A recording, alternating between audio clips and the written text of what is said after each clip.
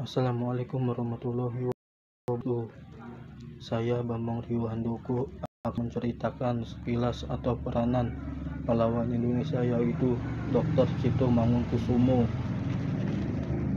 pada masa pemerintahan kolonial Belanda. Dr. Cipto Mangunkusumo lahir di Jawa 4 Maret 1886. Beliau anak dari Mangunkusumo. Beliau juga pernah menjadi seorang guru bahasa Melayu dan kepala sekolah di daerah Ambarawa. Masa pendidikan beliau, waktu pendidikan sekolah, beliau menjadi orang yang beruntung bisa bersekolah di Stovia. Sekolahnya bangsawan elit Eropa dan Indonesia pada masa itu. Di sana, Dr. Cipto Mangunkusumo ini dapat pandangan lebih dari teman maupun guru-gurunya, dikarenakan satu, beliau pintar, suka membantu, bekerja keras, dan kebaikan lainnya. Beliau juga salah satu atau masuk dalam organisasi membentuk Budi Utomo dan 3 serangkai. Nah, dari 3 serangkai ini salah satunya akan, 2 diantaranya akan menjadi orang besar, yaitu Ki Hajar Dewantara di pendidikan dan Dr. Cipto Mangunkusumo di rumah sakit. Waktu di Budi Utomo dikatakan, waktu sidang awal Budi Utomo, beliau beda pendapat yang ada di Jogja dengan Regimen Widiningrat. Dr. Cipto Mangunkusumo maunya awalnya tuh Budi Utomo dibentuk untuk wadah tempat demokrasi masyarakat Indonesia luas ataupun umum untuk melawan kolonial Belanda. Intinya itu memintarkan orang-orang pada masa itu agar tidak dibodohi oleh orang-orang Belanda, karena orang-orang Belanda sangat licik, terutama di perkampungan, panen, dan lain sebagainya. Akan tetapi Dr. Regimen Widiningrat maunya lebih kuat atau lebih kencang ke menyebarkan kebudayaan Jawa ke Nusantara, walaupun juga di samping itu melawan penjajahan kolonial Belanda.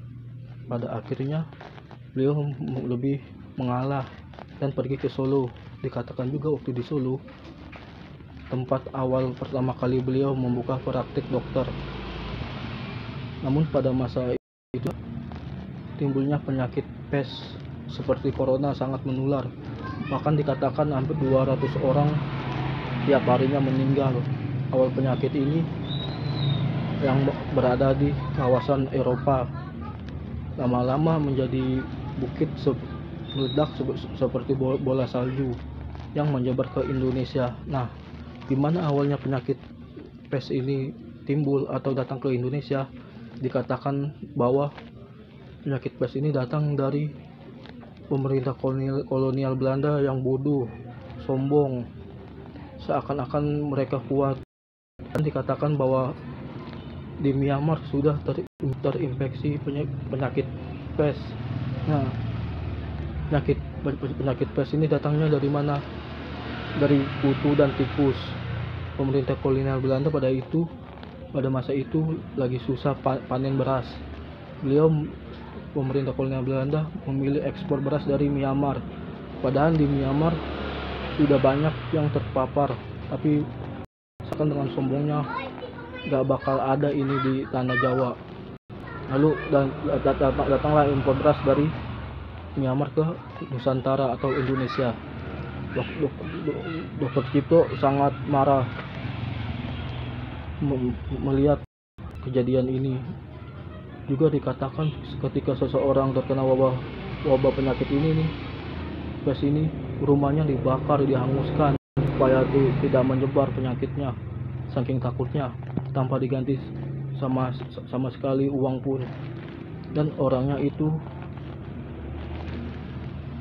diasingkan, entah di penjarakan atau dijaga rawat layaknya seorang pasien yang sakit. Akhirnya pemerintah kolonial Belanda kesusahan atau kepayahan. Beliau ini para pembesar kolonial Belanda mengirim surat ke bangsa Eropa untuk meminta bantuan. Karena pada masa itu kolonial Belanda masih kuat pengaruhnya, orang-orang Eropa datang membantu ke Indonesia. Akan tetapi pada masa itu masih zamannya kasah-kasahan. Dokter bangsa Eropa ada sebagian besar yang menolong hanya memandang dari kasarnya, seakan-akan mereka jijik dengan orang-orang pribumi, kasarnya di bawah mereka. Walaupun ada sebagian dari mereka yang menolong dari dokter untuk kasar yang merendah. Dokter Cipto dan teman-temannya akhirnya marah, protes ke pihak kolonial Belanda. Akhirnya pihak kolonial Belanda, pemerintahnya membuat sayembara 2 orang dokter. Dengan jiwa kepemimpinannya dan kepintarannya beliau sebagaimana pejuang-pejuang pada masa itu, beliau menjadi relawan datang ke pemerintah kolonial Belanda.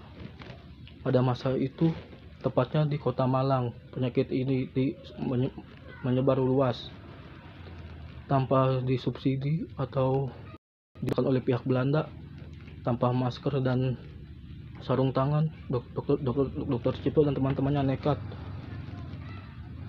untuk menyembuhkan masyarakat yang terkena wabah penyakit pes ini. Seiring berjalannya waktu, Dr. Cipto Mangunkusumo bisa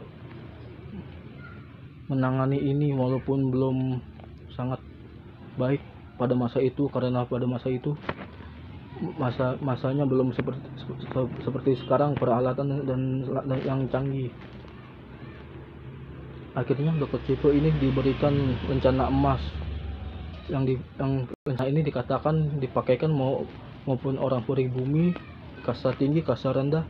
Ketika di baju mereka, orang-orang membesar di kolonial Belanda pasti selalu naruh hormat melihat orang yang memakai rencana ini di baju mereka. Akan tetapi Dr. Cipto Mangunkusumo marah, tidak mau memakainya karena yaitu karena kolonial Belanda.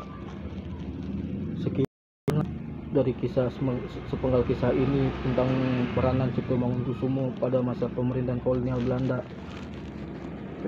Mohon maaf kalau videonya jelek, soalnya saya takut di sini coronanya lagi tinggi, jadi saya mau main aman saja. Waalaikumsalam warahmatullahi wabarakatuh.